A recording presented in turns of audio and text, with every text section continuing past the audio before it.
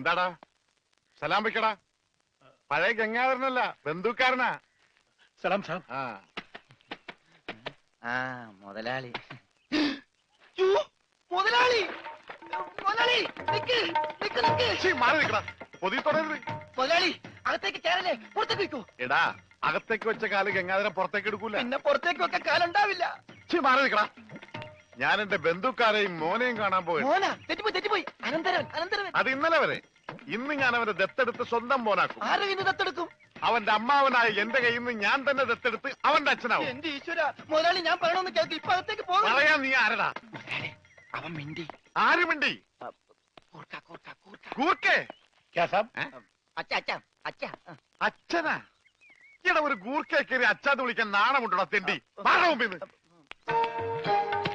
എന്തൊക്കെയാണ് ഈ കൊണ്ടുവന്നിരിക്കുന്നതെന്ന് അറിയാമോ? അച്ചപ്പം, കുഴലപ്പം, ഇടിയപ്പം ഇല്ലേ? കൊണ്ടുവരാം. വേണ്ട, തന്നുവിടാം. താങ്ക്സ്. അതിനു മുമ്പ് അവനെ കാണണ്ടേ? അനന്തരവനെ. മോനെ, എന്താടാ സുഖം തന്നെയല്ലേ? ഇവൻ നിന്റെ ആരാധന പറഞ്ഞേ? അവൻ അങ്ങനെ പറഞ്ഞ മനസ്സിലാവില്ല. ആംഗ്യ ഭാഷ കാണിക്കണം. ഞാൻ കാണിച്ച മോനെ. അമ്മാവൻ. മാവു മാവു മാവു. വൻ അമ്മാവൻ. മനസ്സിലായില്ലേ? മനസ്സിലായി. അമ്മാവനല്ലേ?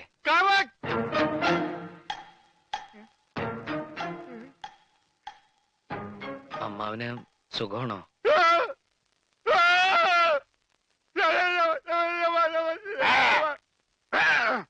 അവൻ സംസാരിച്ചു സാബ്. അവൻ ആദ്യമായിട്ട് സംസാരിച്ചു സാബ്. എന്റെ അനന്തരവൻ സംസാരിച്ചു. ഞാൻ ആദ്യമായിട്ട് ഒന്നുകൂടി സംസാരിച്ചേ. ആദ്യമായിട്ടല്ല, ഞാൻ പണ്ട് മുതലേ സംസാരിക്കും. എനിക്ക് ചെവിയും കേൾക്കാം. ഇല്ല, ഞാൻ വിശ്വസിക്കില്ല. നീ ഊമയാണ് സാബ്. അമ്മച്ചിയാണ് ഇവന് ഊമയാണ്. ഇവൻ ബദിരനാണ്, മൂങ്ങനാണ്. നമ്മളെ പറ്റിക്കാൻ വേണ്ടി ഇവൻ സംസാരിക്കുന്ന പോലെ ആക്ട് ചെയ്യുന്നു സാബ്. എടാ, ആക്ട് ചെയ്യണ സത്യം പറയണോ? നീ ഊമയല്ലേ? അല്ല, സത്യമല്ലേ ഇവർക്കറിയാം. മുതലാളിക്ക് എന്നെ കടലിൽ നിന്ന് കിട്ടിയതെന്ന് ഞാൻ ഇവരോട് പറഞ്ഞു.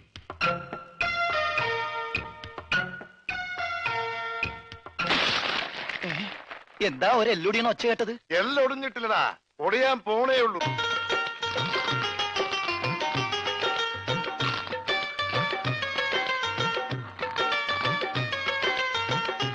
ഇനി സിക്കന്ദർ തീരുമാനിക്കട്ടെ ഇവൻ എന്താ ചെയ്യേണ്ടതെന്ന്. ദേവൻ, എന്നെ ഒന്നും ചെയ്യരുത്. ഇവൻ സംസാരിക്കാൻ കഴിയുന്ന ഊമയാണെന്ന് എനിക്ക് സത്യമായിട്ടും അറിയില്ലായിരുന്നു. ഇവൻ എങ്ങനാ തന്റെ അനന്തരവനായത്? അതിപ്പോ എല്ലാ ഇന്ത്യക്കാരും എന്റെ സഹോദരന്മാരാണല്ലോ. അതിലേതെങ്കിലും ഒരു സഹോദരിയുടെ മകനായിരിക്കുമല്ലോ ഇവൻ. ആ വകയില് ഇവൻ എന്റെ അനന്തരവനാകൂലേ? ഇന്ത്യയിൽ എങ്ങനെയാണ്, പഞ്ചാബിൽ എങ്ങനെയാന്ന് എനിക്കറിയില്ല. ഏതായാലും നീയാണ് ഇവനെ ഞങ്ങൾക്ക് തന്നത്. അതുകൊണ്ട് നീ വാങ്ങിയ പണം ഇനി തിരിച്ചു തരണ്ട. അപ്പൊ പലിശ? അതും വേണ്ട.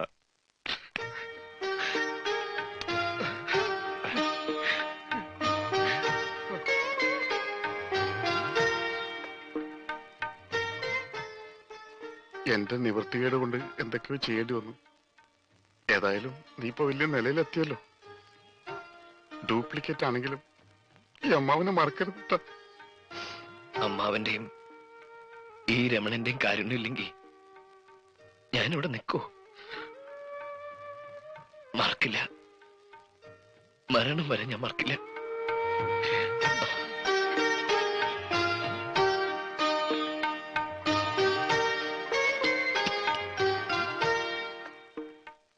ഉണ്ണിയുടെ വീട്ടിലുള്ളവർക്ക് ഒരായുഷ്കാലം മുഴുവൻ സുഖമായി ജീവിക്കാനുള്ള പണമുണ്ട് ഇതില്. ഇതവന്റെ വീട്ടിലെത്തിക്കണം.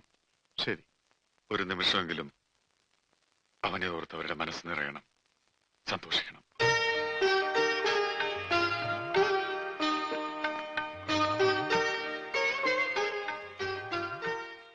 നിന്റെ വീട്ടിലെന്താ പറയേണ്ടത്? ഞാനിവിടെ ഉണ്ടെന്ന് ആരും അറിയണ്ട. അറിയാലോ, ഇനി എന്നെ തേടി അവകാശികൾ ആരും വന്നൂടാ.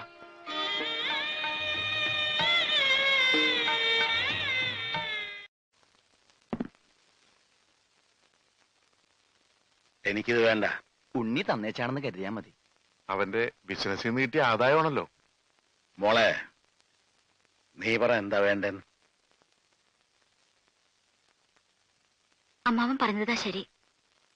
നമുക്കിത് വേണ്ട. ഇതൊക്കെ കിട്ടിയിട്ട് എന്തിനാ? അതാരാ? ഉണ്ണിയുടെ ഉണ്ണിയുടെ ആരാ? വിധവയാണ്. സുജാത. അതെ, എങ്ങനെ അറിയാം? ഉണ്ണി പറഞ്ഞിട്ടുണ്ട്. എന്താ എന്താ എന്നെ പറ്റി പറഞ്ഞത്? ഇഷ്ടാണെന്നാ? അതെ. മോളകത്തേക്ക് വയ്ക്കോ. ഉണ്ണിയെ വളരെ അടുത്തറിയാമായിരുന്നില്ലേ? അവന്റെ മനസ്സെനിക്ക് നല്ലോണം അറിയാം. എനിക്കതറിയാൻ കഴിഞ്ഞില്ല. കഴിഞ്ഞിരുന്നെങ്കിൽ ഇതൊന്നും സംഭവിക്കുമായിരുന്നില്ല. വിധി അല്ലാതെ എന്ത് പറയാനാ? ഇനിയിപ്പോ അങ്ങനെ പറഞ്ഞ് സമാധാനിക്കാനല്ലേ കഴിയുള്ളൂ. അച്ഛൻ ധൈര്യമായിട്ടിരിക്കും. മരിച്ചെന്ന് കരുതി എത്രയോ ആളുകൾ തിരിച്ചു വന്നിരിക്കുന്നു. ഇന്നാള് തന്നെ ചവറയിൽ നിന്ന് മീൻ പിടിക്കാൻ പോയി 24 പേരെ കാണാതായി. ഒരാഴ്ച കഴിഞ്ഞപ്പോ 23 പേരും വന്നു. ദാ ഈ പണം സ്വീകരിക്കണം. എത്രയും പെട്ടെന്ന് ആ പെങ്കൊച്ചിന്റെ കല്യാണം നടത്തണം. ഉണ്ണിയോട് അല്പമെങ്കിലും സ്നേഹമുണ്ടെങ്കിൽ ഇങ്ങനെ വിഷമിക്കാതെ സന്തോഷമായി ജീവിക്കാം. അതെ, മരിച്ചു പോയെങ്കിലും അവനൊരു നല്ല നിലയിലെത്തിയില്ലേ? അതോർത്തെങ്കിലും സന്തോഷിച്ചു.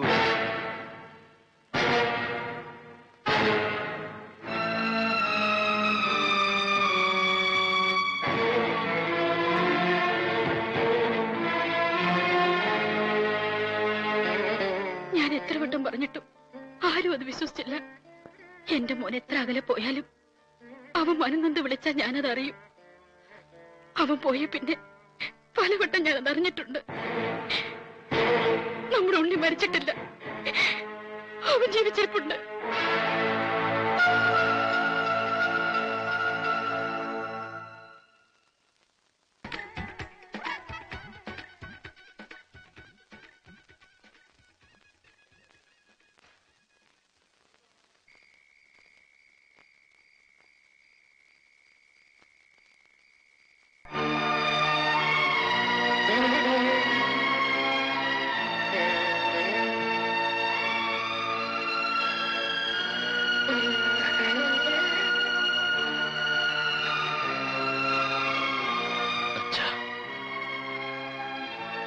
അകത്തേക്ക് പോവാം.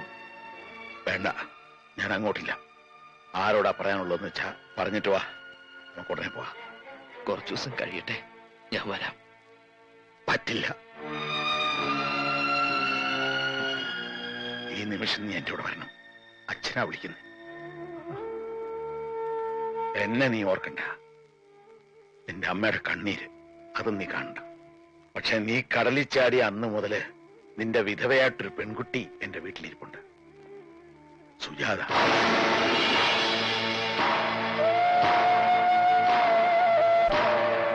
അവളെ നീ ഓർത്തേ പറ്റൂ. അവളുടെ കണ്ണീര് അച്ഛാ, നിന്നെ നടക്കാൻ പഠിപ്പിച്ച കൈയായത്. ഇപ്പൊ ഞാൻ യാചിക്കുക, ഈ കൈ നീ വിടരുത്. മോൻ അച്ഛന്റെ കൂടെ വരണം. ഉണ്ണി, ഞാൻ പറഞ്ഞിട്ടില്ലേ നമ്മുടെ കൽക്കട്ടയിലെ സർവാജി. ഹലോ. ആ, എന്താ ഇത്? ചടങ്ങുകളൊക്കെ തുടങ്ങാറായില്ലേ? വേഗം വാ.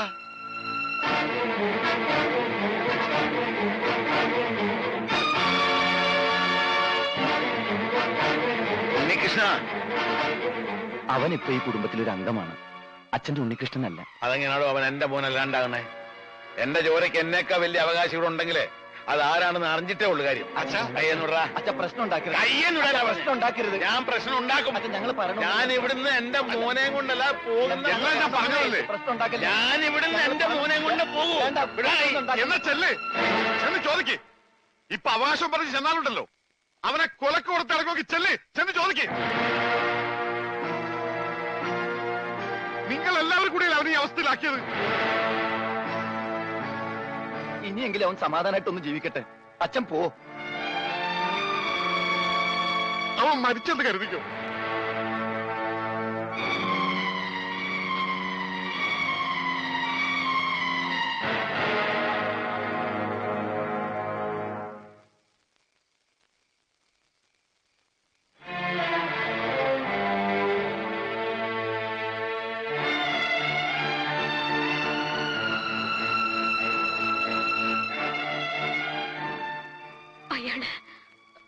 ഇയാള് പറഞ്ഞ സത്യമാണോ? നമ്മുടെ ഉണ്ണി മരിച്ചവര് തിരിച്ചു വരില്ല. വരുമെന്ന് കരുതി നമ്മളൊക്കെ വിഡ്ഢികളാ. അതിലേറ്റവും വലിയ വിഡ്ഢിയാരാന്നറിയോ? നീയാ. നീ അവൻ നിന്നെ കല്യാണമൊന്നും കഴിച്ചിട്ടില്ലല്ലോ, പിന്നെ എങ്ങനെയാ നീ അവന്റെ വിധവയായത്? ഇറങ്ങണം, ഇപ്പൊ ഇറങ്ങണം എന്റെ വീട്ടിൽ. എന്തൊക്കെയാ പറയണത്? ഇനി ഒരു നിമിഷം പോലും ഇവിടെ നിൽക്കാൻ നിനക്ക് അവകാശമില്ല. ഇറങ്ങണം. അപ്പോ താനവനെ കണ്ടല്ലേ? താൻ വിളിച്ചിട്ട് തന്റെ മോൻ വന്നില്ല അല്ലേ?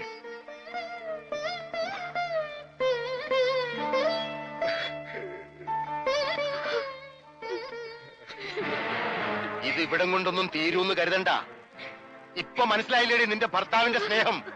അവന് വേണ്ടെങ്കിൽ പിന്നെ നീ എന്തിനാ ഇവിടെ നിൽക്കുന്നേ? ഇനി ഞാൻ പറയുന്നതിന്റെ മുമ്പിൽ കഴുത്ത് കാട്ടി കൊടുത്തോളും. അല്ലെങ്കിൽ തന്റെ മുമ്പിലിട്ട് മണ്ണെണ്ണ ഒഴിച്ച് കത്തിക്കും ഞാനിവിടെ. അതും താൻ കാണും.